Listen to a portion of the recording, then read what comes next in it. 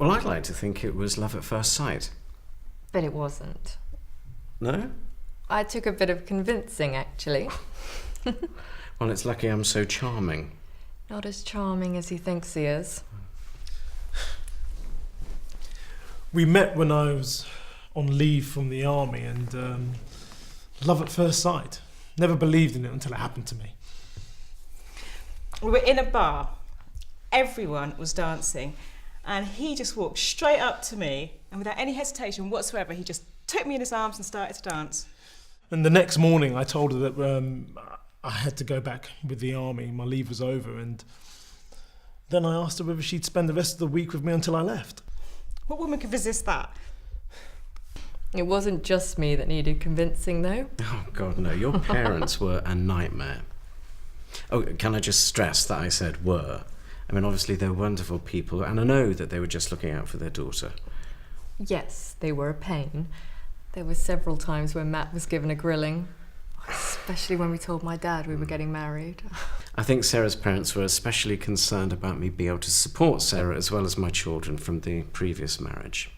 There was a tense period when we thought our parents wouldn't get on, actually.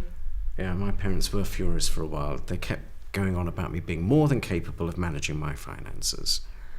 In some ways, though, their arguing actually made us stronger. Yeah.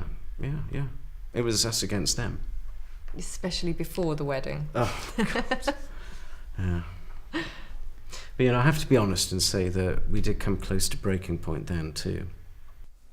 When he left, part of me wanted to forget him, but the other half wanted to fight for him. I kept turning over ways in my head that it could, to make it work.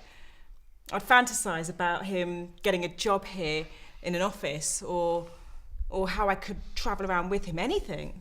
Well, I only had one plan. It was simple for me. Propose. Yeah. It's true.